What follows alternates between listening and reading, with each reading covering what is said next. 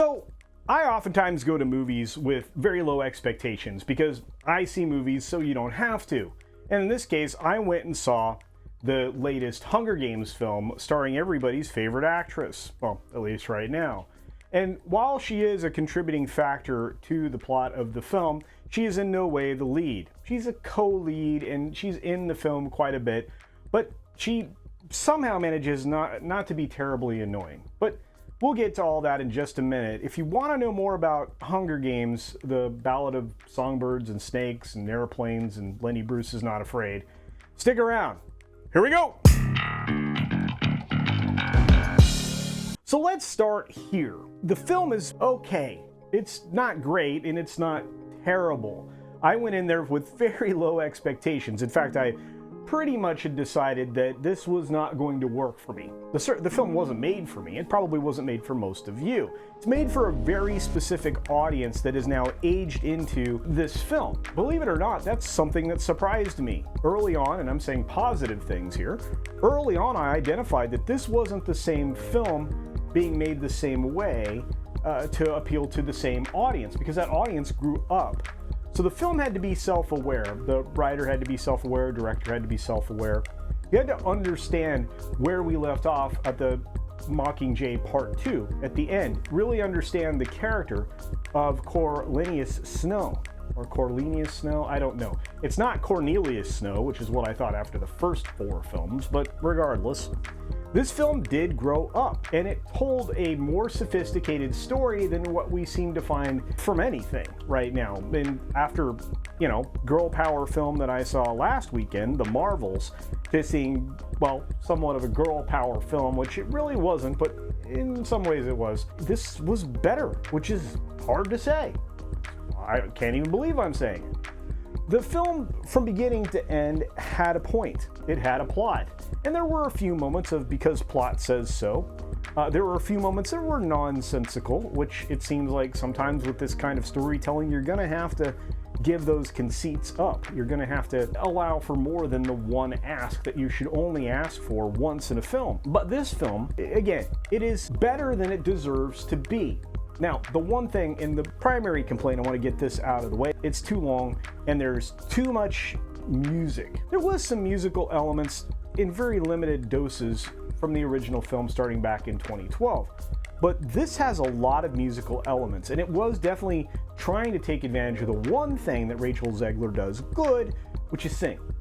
She seems to be very musical. And I'm making assumptions that that was her voice, but I have no reason to believe it wasn't, because she has a talent for singing. But overall, the film is terribly predictable.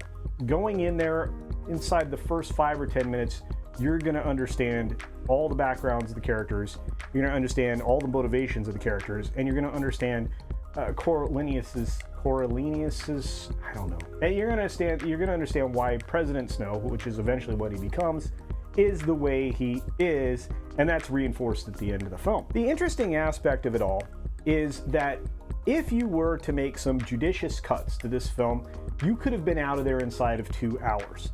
You would have gotten all the story beats, you would have understood all of the things that were happening, and you would have gotten outside of the arena at a point in time when you cared more. At 2 hours and 37 minutes, that's a big ask, especially nowadays, since most of the women that this film targets would be in their mid to late 30s, possibly professionals, or most likely professionals, and probably trying to juggle kids. So I think maybe cutting the film down substantially would have helped. On top of that, it was interesting to see the genesis of the Hunger Games and eventually understand where they got started and why. Of course, that doesn't happen until the end of the film. I think that reveal would have been more beneficial earlier on. I think that the comeuppance that's delivered at the end of the film is appropriate, but it could have been doled out in another way that would have, well, made it even more substantial. Other than that, the film's not going to be a 10 out of 10. It never was. It wasn't going to be a 9 out of 10 or an 8 out of 10. It never had a chance at that.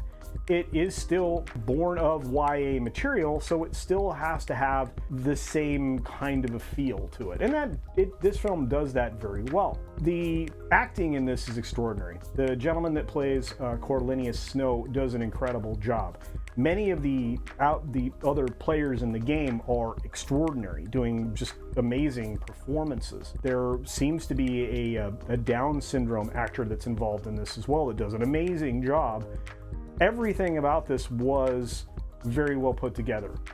There were things that were done for obviously for DEI points, which again, I think we're stuck with that for at least the next 3 or 4 years until people fully revolt. But going into this on a Thursday preview, I expected 5 or 6 people in the audience. And again, theaters that I go to get these out of the way early usually have seats of 250 or more. This theater had more bodies in it than the Marvels did. There were probably 20 people in the film all told. That's also something I'm not used to seeing in films I know are going to struggle financially. And this film still will struggle financially, but I don't think I'm as dead set on this being a flop as I was before. Will it make the money it needs to make to break even? Well, if you believe their incredibly unbelievable numbers of a production budget around 100 to 130 million, they might be close to break even, but I don't believe that. Or do you? There's a decent chance this film did cost under 200 million, but 100 million? No chance. Especially if you go back in time and look at the films that were put together starting in 2012. I think that's right. Though that particular period of time, this film cost them $80 million. So this film between then and now only cost $20 million more to make? No. I will also say that for a change, the CGI in this, fantastic. Better than you would expect. And there is obviously some nods to the previous films, right? And the eventual importance of the Mockingjay and the other creatures that we were introduced to, except for the wasp things. I forget what they're called, some kind of jacker something or another. But anyway, for the most part though, the acting was incredible. The story left a lot to be desired, as it usually does, because again, based on YA material, the author probably did age up a bit and knew that they were shooting for an older audience, but at the same time, it still had the same kind of childish feel. It didn't quite feel grown up, and that's fine, because believe it or not, I still think that most of the population right now hasn't matured all that much, and they really should have. But the general overall sense of this film was that it held together, and it was a lot of entertainment. It just was too long. Let's see, what can I say about this? We'll give it a rating. And I wasn't going to do this quite yet, but I am going to do it right now. I was going to give this a little more room to breathe. But right now, this film scores higher than the Marvels at just under a 5. It's a 4.5 out of 10. It could have earned a 5 if it would just been a little shorter and a little more focused, with maybe fewer asks that the audience may or may not be able to give. Interestingly enough, the other part of this that I think is important to address is they clearly did quite a bit of editing. They did cut some elements, I think, that would have created the suspense towards the third act, or basically the entire third act, would have created that in a better way for people to appreciate where the two central characters were coming from at that point in the story. Overall, this is clearly the kind of film that somebody like Rachel Zegler is going to be, wanting to be involved in.